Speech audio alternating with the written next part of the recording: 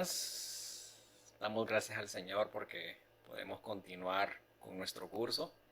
Ya estamos por finalizar el curso de Cristología, módulo de Cristología. Y personalmente se lo vuelvo a repetir, ha sido hasta ahora el módulo que verdaderamente más me ha impactado, más me ha enseñado, porque cuando aprendemos más acerca de nuestro Señor y Salvador, creo que es lo mejor que nos pudo haber pasado, tener a Jesucristo como maestro. Espero que así como yo he disfrutado estar compartiendo, aprendiendo y enseñando este módulo, así espero que también haya sido o esté siendo de mucha edificación para sus vidas. Vamos a terminar entonces con este módulo de Cristología. Nos quedamos en la clase anterior hablando acerca de la expiación y vamos a entrar hoy a un punto donde a lo largo de varios años ha existido un debate en cuanto a esa expiación. O sea, cuando hablamos de expiación, recuerde que estamos hablando acerca de la muerte de Jesucristo en la cruz. O sea, y ahorita es donde vamos a entrar en discusión si la muerte de Jesucristo limpió los pecados de todas las personas o es para todas las personas, si Jesucristo murió por todas las personas o solamente por aquellos que han sido escogidos. No es una doctrina fácil de entender porque tanto los calvinistas como los arminianos, vamos a ver hoy, tienen sus puntos de referencia, usan versículos bíblicos para defender su postura. Yo al final pues no quiero imponerles cuál es la que ustedes deben de escoger, simplemente les voy a poner de referencia a ambos y al final pues ustedes tienen que escoger cuál es la postura que consideran ustedes es más bíblica. Porque en la Biblia hay muchas cosas que Dios ha hecho silencio. Obviamente hay un pasaje en Deuteronomio que dice que Él muchas cosas no las ha revelado, solamente lo que nosotros necesitábamos saber. Todas las demás dudas que tengamos, a veces hay preguntas que no se pueden contestar, mas sin embargo podemos tener una orientación, pero que esa orientación debe de ser muy clara y concisa. Vamos a hablar entonces acerca de estos dos grupos teológicos, los de Calvino y los de la corriente de Arminio. Cuando Cristo murió en la cruz, oiga bien, la pregunta que aquí surge es, ¿pagó Él por los pecados de toda la raza humana o solo por los pecados de los que Él sabía que al final serían salvos? Creo que ya muchos de ustedes están empezando a maquinar o a pensar y a dar sus propias conclusiones. Quizás algunos de ustedes ya tienen su respuesta clara, pero vamos a presentar las dos posturas y al final pues ustedes siéntanse en la libertad de elegir con cuál postura se quedan. Entonces, al momento de que Jesucristo murió, ¿pagó por los pecados de toda la humanidad o solamente por los que iban a ser salvos o los que han sido escogidos? Tal como nos menciona esta doctrina en Efesios capítulo 1, la doctrina de la elección. En mi criterio, una de las doctrinas más difíciles de comprender. Quizás en algún momento podamos tocarla. Creo que lo vamos a ver cuando hablemos en el módulo de soteriología. Nos estamos metiendo algo bastante complicado, pero que Dios nos dé sabiduría. Entonces la pregunta es, ¿expiación limitada o ilimitada? Vamos a ver entonces qué es lo que defiende cada grupo. Los cristianos reformados, o sea, los reformados son los calvinistas, ellos argumentan que Jesucristo solo murió por los que estaban predestinados para ser salvos. Interesante, ¿no? ¿Qué es lo que dicen los arminianos? Ellos argumentan que Jesucristo murió por todas las personas, ya sean salvos y no salvos, pero que su muerte solo se hace efectiva en los que creen en Él. Mire qué interesante las dos posturas. A simple vista, pues, yo no sé qué ustedes pueden pensar o qué pueden opinar, pero aquí estamos viendo un debate bastante fuerte. A simple vista, yo sinceramente me quedaría con lo que los arminianos dicen, pero esperémonos, no nos adelantemos un poquito y veamos cuál es la postura que presentan los reformados. Ahora, la pregunta aquí que debemos de hacer es la siguiente. ¿Es el Evangelio para todos? ¿Cómo sabemos quiénes responderán positivamente al Evangelio de Cristo? Ustedes saben que nosotros como iglesia tenemos un llamado que cumplir. Nosotros tenemos una gran comisión que cumplir y el llamado es ir por todo el mundo y predicar el Evangelio ¿a quién? A toda criatura. ¿Por qué? ¿Por qué el llamado es predicar el Evangelio a toda criatura? Porque usted y yo no sabemos cuál de todas esas personas a las cuales le vamos a compartir, usted no sabe cuáles van a ser salvos. Usted no sabe cuáles de esos van a responder positivamente a ese llamado, a ese evangelio. Y es por eso que nuestra misión es compartir el evangelio a toda criatura. Al final, pues fíjense que cuando hacemos campañas evangelísticas o salidas evangelísticas, empezamos a compartir el evangelio a muchas personas y es rara la persona que dé una respuesta positiva. Y nosotros nos frustramos porque estamos haciendo la obra evangelística y no vemos frutos. Pero no se preocupe, usted no está llamado a ganar almas. El llamado que nosotros tenemos es a compartir el evangelio. Al final, que esta persona responda positivamente a ese evangelio no depende de nosotros, sino depende de la obra del Espíritu Santo. Porque Él es el único que puede convencer de pecado a las personas. Así que, tranquilos. Sabemos que el evangelio es gratis, está a la disposición de quien lo quiera. Y quienes van a responder a él es algo que permanece oculto en los consejos de Dios. Solamente Dios sabe quiénes van a responder positivamente a ese llamado. Solo Dios lo sabe, nosotros no lo podemos saber. Incluso cuando predicamos el evangelio hay muchas personas que te dicen que sí, y después, con los días, con el tiempo, te das cuenta que solamente fue algo emocionalista. Por eso la palabra dice, por sus frutos los conoceréis. Veamos entonces ahora cuáles son los pasajes bíblicos que los calvinistas usan. Entonces, según este pasaje, ellos empiezan a anunciar que Cristo murió únicamente por los suyos, o sea, por los aquellos que iban a ser salvos. Vamos a leer Juan 10, 11 y 15. Dice la palabra de Dios.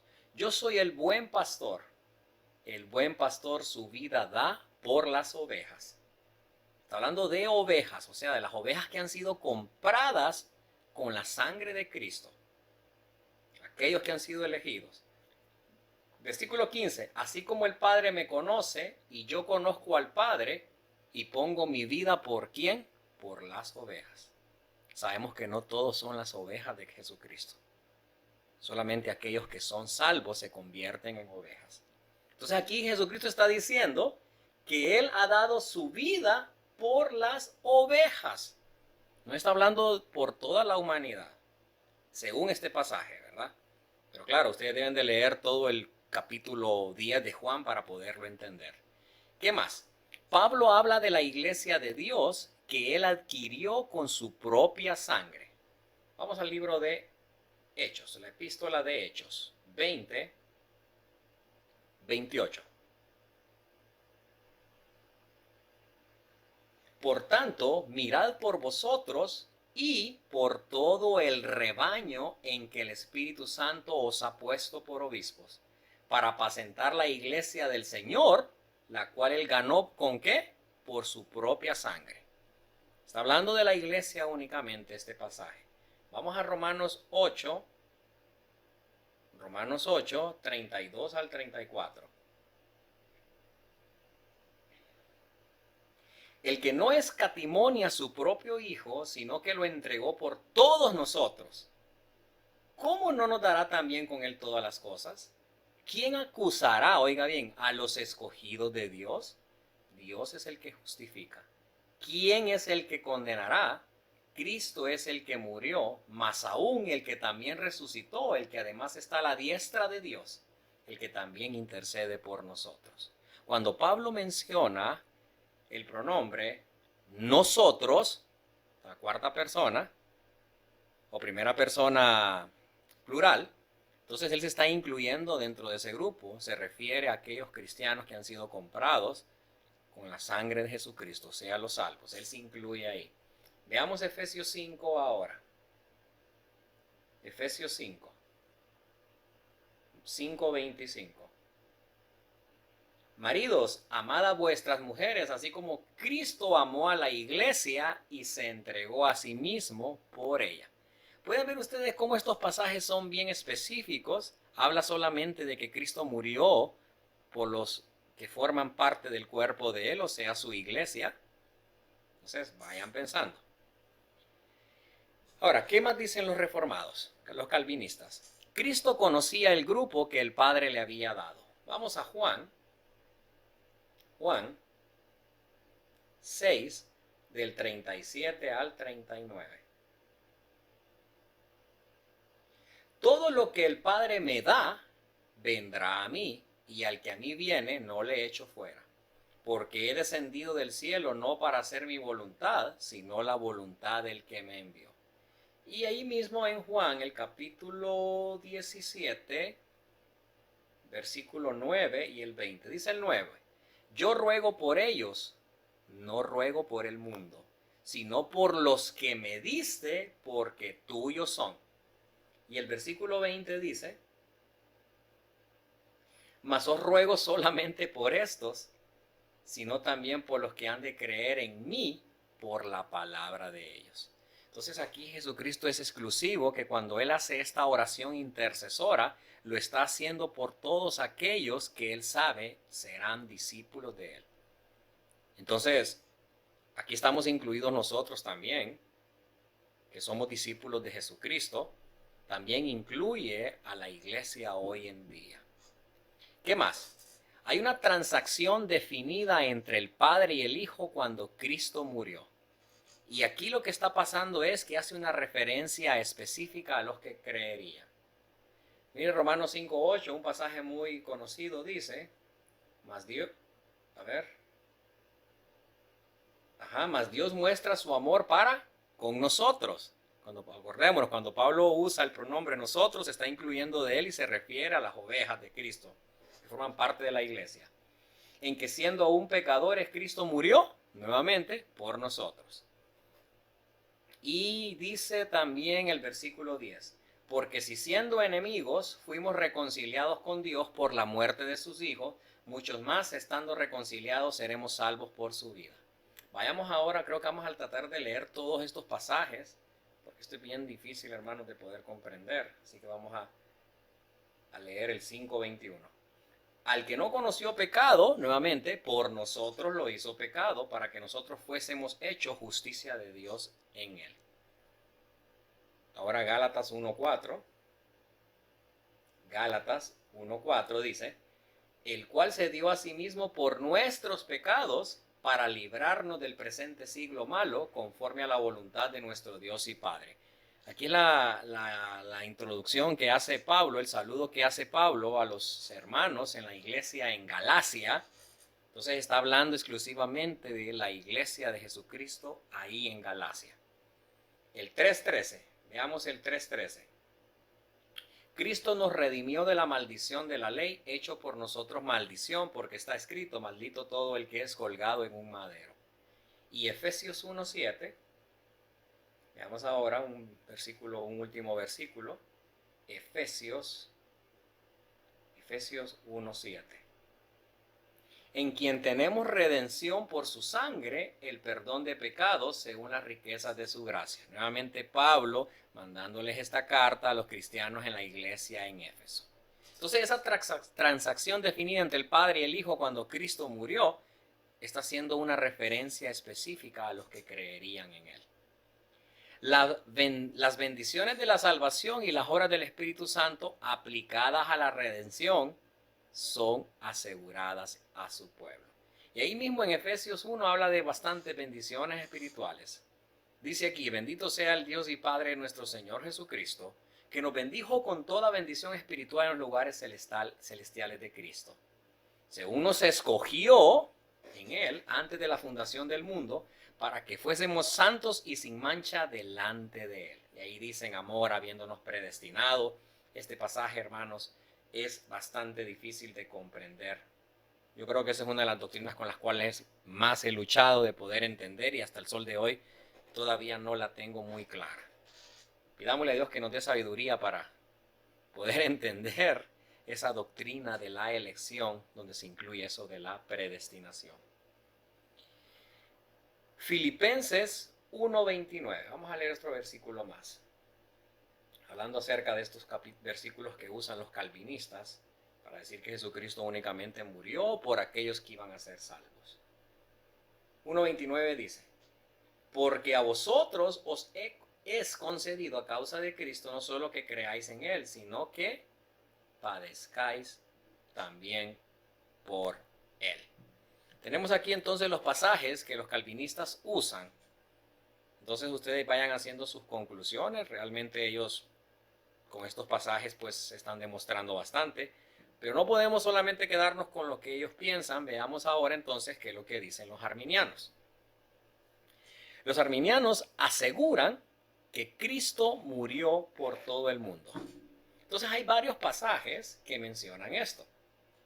Y veamos qué dice Juan 1:29. Debo de aclararles, mis hermanos, que yo aquí no voy a profundizar mucho en esto, solamente quiero que tengan una idea de lo que ambos grupos teológicos presentan, para que ustedes después puedan leer, investigar más acerca de estos dos grupos teológicos, porque no solamente están en desacuerdo en esto, sino que también son 5 puntos en los cuales ellos están de desacuerdo. Uno te habla de gracia irresistible, otro te habla de gracia resistible, ¿verdad? Entonces hay 5 puntos más en los cuales ellos están debatiendo, así que búsquenlos, los 5 puntos del calvinismo versus los 5 puntos de los arminianos. Muy interesante leer eso. Juan 1:29. ¿Qué dice Juan 1:29? El siguiente día vio Juan a Jesús que venía a él y dijo: he aquí el Cordero de Dios que quita el pecado ¿de quién? Del mundo. Aquí no está hablando de los escogidos, está hablando del mundo, o sea, todo el sistema. O sea, incluye a creyentes y no creyentes. Debemos de saber que nosotros antes de ser creyentes éramos incrédulos, ¿no? O sea, empezamos a ser creyentes desde el momento que Jesucristo nos salvó. Entonces, por eso engloba a todo el mundo. Y Juan 3:16, un versículo que usted se lo sabe de memoria, porque de tal manera amó Dios al mundo, que ha dado su Hijo unigénito, para que todo aquel que en Él cree no se pierda, mas tenga vida eterna. Está hablando de murió por todo el mundo, no solo por los escogidos. Veamos el 6:51 ahora. Yo soy el pan vivo que descendió del cielo. Si alguno comiere de este pan, vivirá para siempre. Y el pan que yo daré es mi carne, la cual yo daré por la vida del mundo nuevamente. Ahora 2 de Corintios 5:19. Que Dios estaba en Cristo reconciliando consigo ¿a quién? Al mundo, no tomándoles en cuenta a los hombres sus pecados, y nos encargó a nosotros la palabra de la reconciliación. Nuevamente hablando del mundo.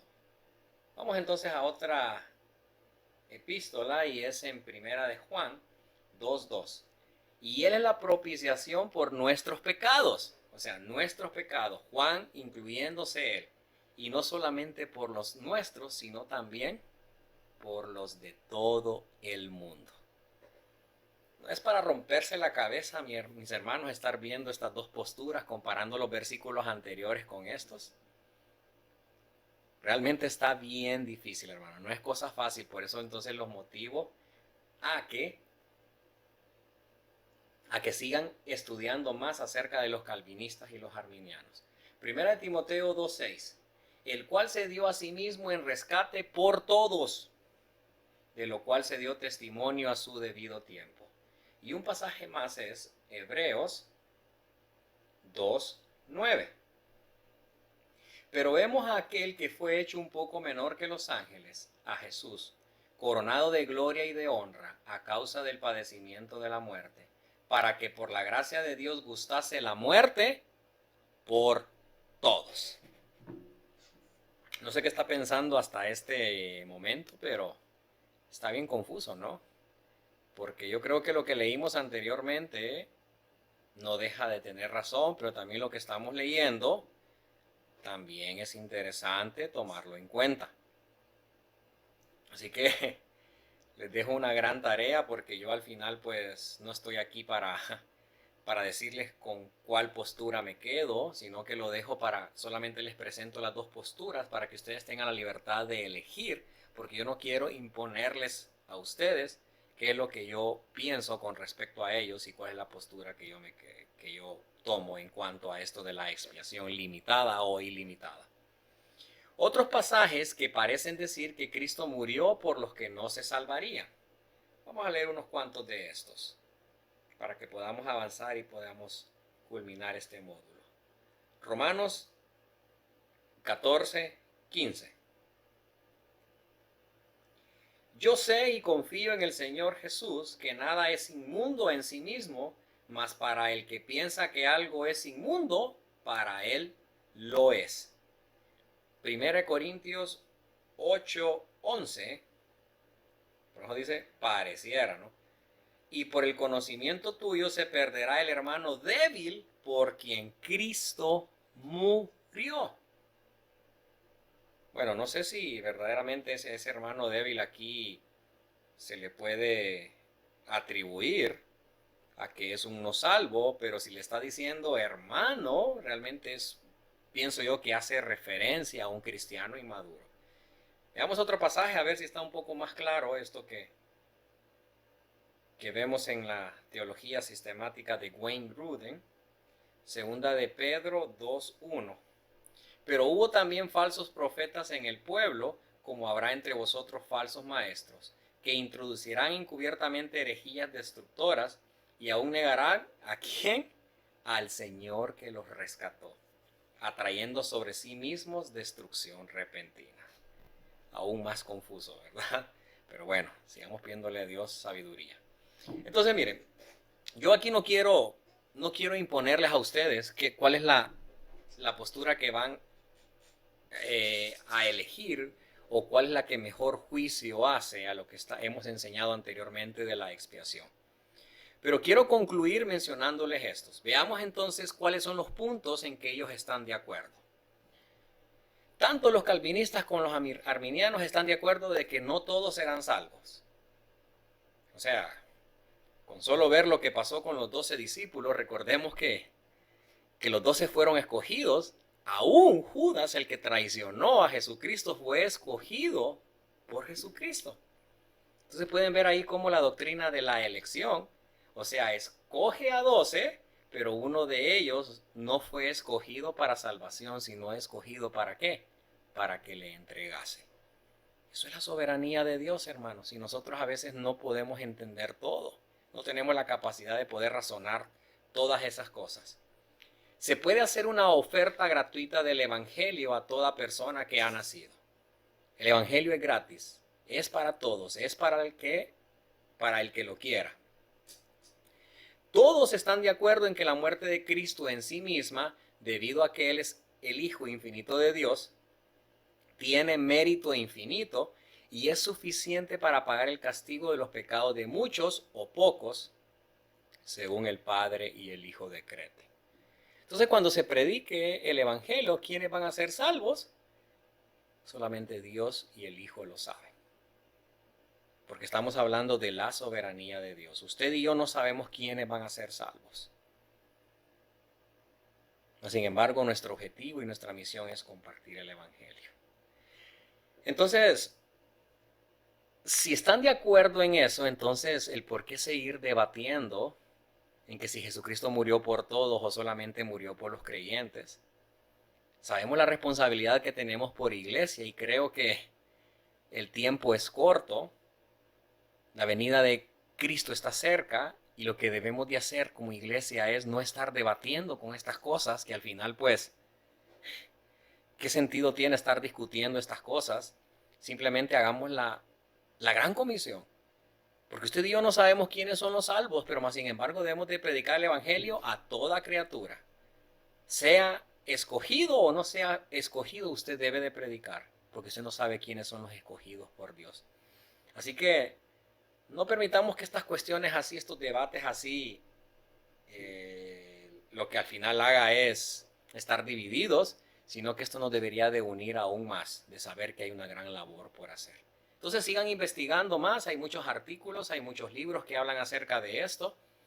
Tal vez yo no se los aclaré mucho, no quiero ver cómo se contradicen entre ellos, solamente les presenté las dos posturas y al final pues pida sabiduría para que Dios le ayude a entender. Vamos a entrar entonces ahora a la resurrección. Es bien importante esto, hermanos. O sea, sabemos que Cristo murió por todos, pero en sí no solamente se trataba de morir, no solamente se trataba de obedecer, como ya vimos, la perfecta vida de obediencia que tuvo Jesucristo. Es importante que nos tengamos un poco a meditar en la resurrección. La importancia de la resurrección. ¿Por qué fue importante que Jesucristo resucitara? Número uno, para Él mismo, o sea, para su persona. Porque de esta forma, sucediendo la resurrección, autentica a nuestro Señor como un verdadero profeta. ¿Por qué? Porque Él mismo dijo que iba a resucitar al tercer día. Si hubiesen, imagínense ustedes que Jesucristo, siendo Dios mismo, da la profecía de que va a resucitar y no hubiese resucitado. Entonces, por eso es que es importante para su persona, porque para ser profeta se dan profecías y todas las profecías deben de cumplirse. Con una profecía que no se te cumpla, eso ya te quita el papel de profeta. Por eso es que hoy en día ya no existen los profetas. No profetas en ese sentido de que se trata de predecir cosas futuras. Sabemos que si hay profetas, usted y yo somos profetas porque predicamos la palabra de Dios. O sea, decimos lo que se encuentra en ella. En cierto sentido eso nos convierte a nosotros en profeta porque comunicamos un mensaje. Pero la gente no necesita saber absolutamente nada más. Ni nosotros tampoco. Todo lo que necesitamos saber ya fue revelado en las Sagradas Escrituras.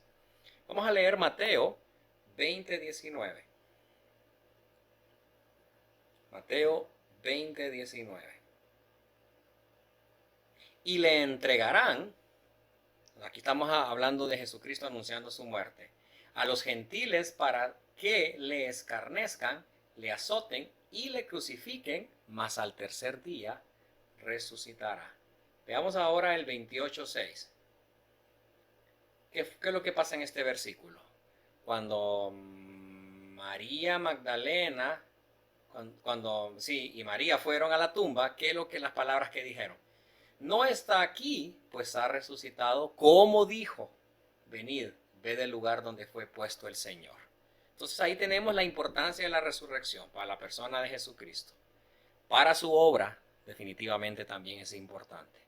Si Cristo no resucitó de entre los muertos, no estaría vivo para realizar todos sus ministerios post-resurreccionales. Saben que Jesucristo después de resucitar ascendió al cielo y está sentado a la diestra del Padre. ¿Qué es lo que está haciendo Jesucristo hoy? Está siendo un juez. Está intercediendo por nosotros. Si Él no hubiese resucitado, no estaría haciendo todos esos ministerios. Gálatas 2:20 dice, con Cristo estoy juntamente crucificado. Ya no vivo yo, mas Cristo vive en mí. Y lo que antes hacía en la carne lo hago ahora en la fe del Hijo del Dios, el cual me amó a sí mismo y se entregó a sí mismo por mí. El cual me amó y se entregó a sí mismo por mí. Esos son los ministerios que Jesucristo está haciendo hoy. Número 3, para el Evangelio. ¿Sabían ustedes que el Evangelio se basa en dos hechos esenciales? Número 1, en un Salvador que murió por nuestros pecados. Ya entendimos eso de la muerte de Cristo, ya no necesito explicarles nada más. Pero también ese Evangelio está basado en que ese Salvador que murió aún vive. Ahí tenemos el resumen del Evangelio en 1 Corintios 15, del 3 al 8. Vamos a leer qué dice Romanos 4:25. El cual fue entregado por nuestras transgresiones y resucitado para nuestra justificación.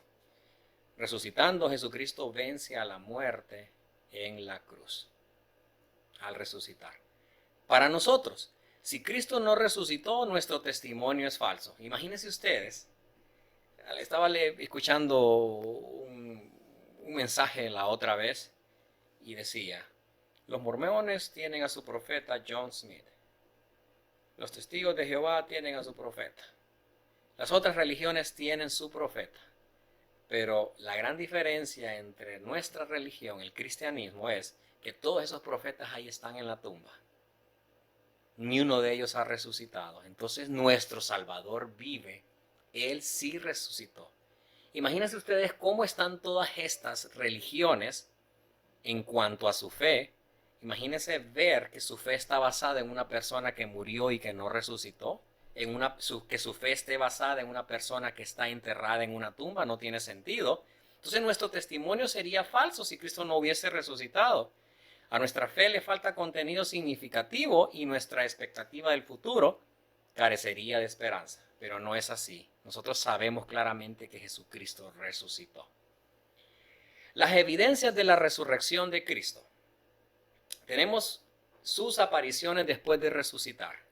Entonces, para que esto fuese creíble, Jesucristo tenía que presentarse a las personas para poder tener credibilidad. Entonces tenemos una lista de veces que Jesucristo se apareció ante las personas. No vamos a leer los versículos, se los dejo para que ustedes puedan leerlos ahí en su casa. Entonces, en primer lugar, se le aparece a María Magdalena y las otras mujeres que llegaron ahí con ella. A Pedro, y dice aquí que probablemente haya sido por la tarde cuando se le presentó. A los discípulos en el camino a Emaús al anochecer. A los discípulos, excepto que ahí no estaba Tomás, y eso fue en el aposento alto cuando se les mostró. A los discípulos, aquí sí, incluso Tomás, el próximo domingo por la noche. A 7 discípulos junto al mar de Galilea. A los apóstoles y a más de 500 hermanos, y a Jacobo, el medio hermano del Señor. A los que presenciaron la ascensión. Qué bonito ese momento cuando Jesucristo asciende a los cielos y muchas personas pudieron verlo. Qué bonito. La resurrección, efectos que demandan una causa. En primer lugar, entonces algo, para que esto fuese creíble, donde Jesucristo fue resucitado, ¿qué es lo que debía de demandar? ¿Qué efecto era? ¿Qué efecto demandaba una causa ahí? El encontrar la tumba vacía. Ya leímos ese pasaje. La tumba está vacía, Cristo no está aquí, pues Él ha resucitado. ¿Qué más? Pedro atribuyó la venida del Espíritu al hecho de que el Cristo resucitado había enviado al Espíritu. Ese pasaje sí lo quiero leer. Vamos a leer Hechos 2:33. Tenemos la evidencia de la resurrección. Hechos 2:33.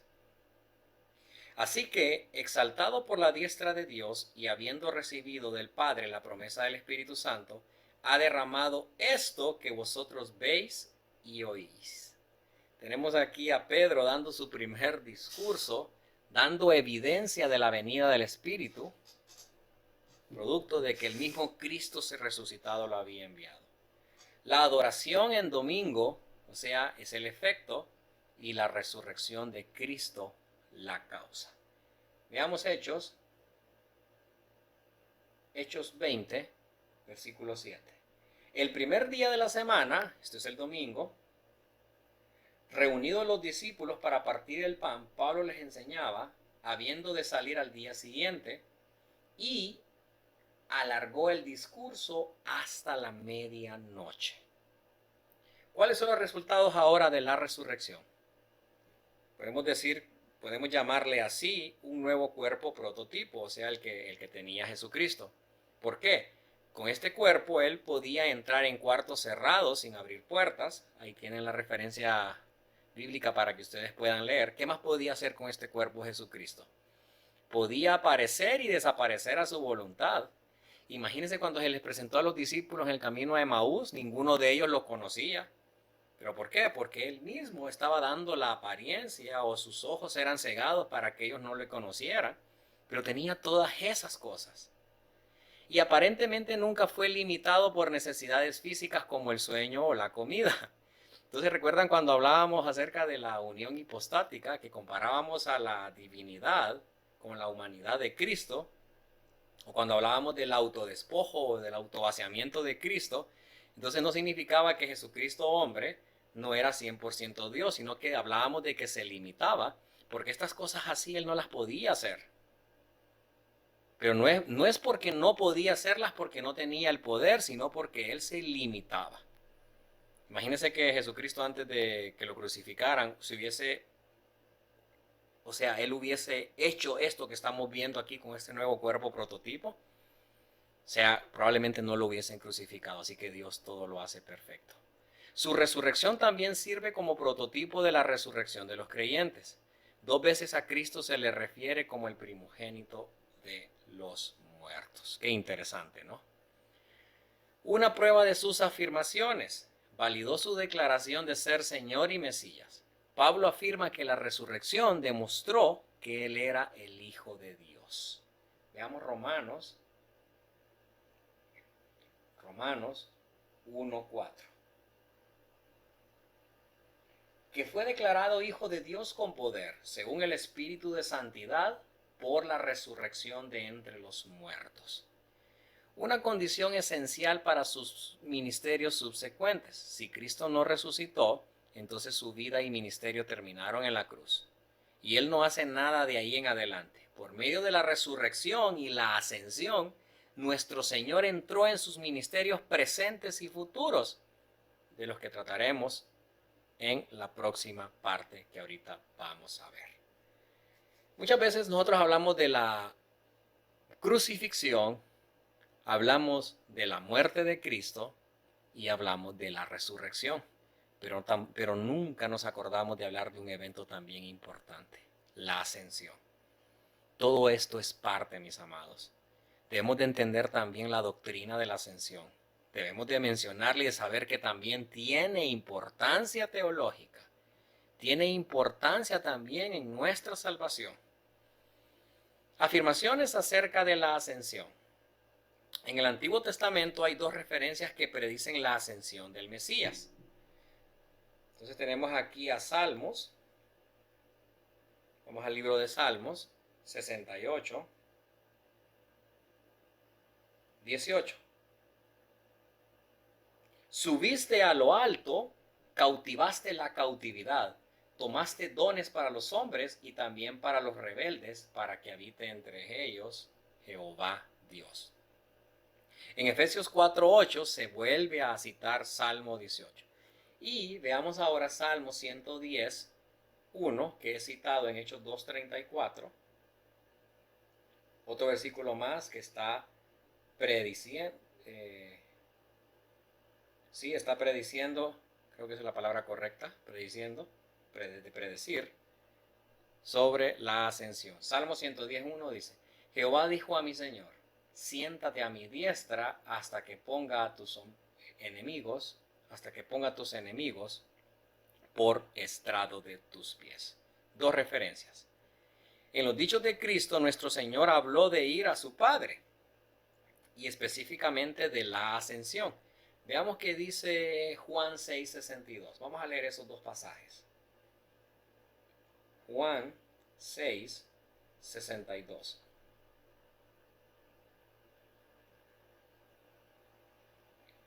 Pues que si viereis al Hijo del Hombre subir a donde estaba primero, ahí está Jesucristo afirmando que él iba a ascender después de resucitar.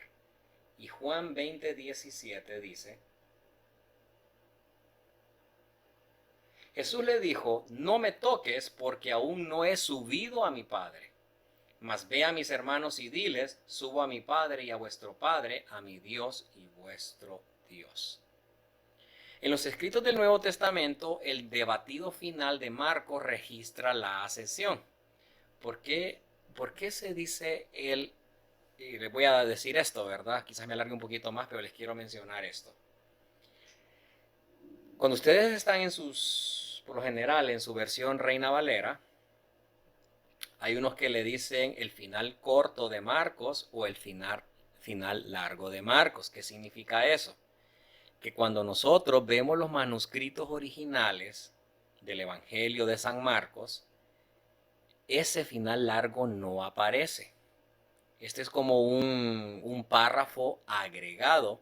No estemos diciendo que sea incorrecto, que esté mal lo que se mira ahí en el libro de Marcos, porque la persona que lo escribió, asumimos que fue alguien en cuanto a las traducciones que se hicieron, alguien en algún momento de la historia, en eso de la canonicidad, lo agregó, o sea, tomó de referencia a los otros evangelios. Porque ese final largo de Marcos, a pesar de que no se encuentra en los manuscritos originales, los más creíbles, entonces alguien lo agregó en algún momento de la historia. Sabemos que no fue inspirado para Marcos en sí a escribir eso, pero sí fue inspirado por el Espíritu Santo porque eso hay concordancia con los otros evangelios de lo que ahí se menciona. Entonces, ese debatido final de Marcos registra la ascensión. Lucas habla de esta 2 veces, ahí tienen los pasajes, pero la descripción principal está en Hechos 1, 6, 11. Otros pasajes del Nuevo Testamento se referían a esta, y tienen Efesios 4:10, Timoteo 3:16, Hebreos 4:14 y 1 de Pedro 3:22. Y otros que hablan de la presente exaltación de Cristo la presuponen. Esto en cuanto a la ascensión, importante. ¿Cómo fue esa ascensión? El lugar dice que ocurrió hasta Betania, es decir, en el lado del monte de los olivos que mira hacia Betania. ¿Cómo fue que se dio esto? El procedimiento. Cristo realmente viajó hacia arriba como sostenido por una nube. Ahí lo vemos en el versículo 9 de Hechos. Y la ascensión no fue una desaparición repentina, sino un movimiento gradual. O sea que Jesucristo se iba alejando, alejando, alejando, alejando. Y en algún momento pues los discípulos ya no le podían ver. Aunque no por tiempo prolongado, hacia arriba. Luego de eso viene la promesa. Mientras que los discípulos observaban, aparecieron 2 ángeles y prometieron que el que acababa de serles quitado regresaría de nuevo de la misma manera. Y esto es lo que se conoce como la segunda venida de Cristo, que va a ocurrir ¿cuándo? Al final del periodo de la gran tribulación. ¿Cuál es la importancia de la ascensión entonces? La ascensión lo que hace es marcar el fin del periodo de la humillación de Cristo y su entrada en el estado de exaltación. Ya Jesucristo está sentado a la diestra del Padre, recibiendo nuestra adoración desde ya, intercediendo por nosotros. Ahora ya es un Cristo exaltado, que cuando conocemos lo que Él hizo por nosotros, solo nos queda a nosotros como hijos de Él, arrodillarnos entre Él, humillarnos ante Él y mostrar nuestra adoración.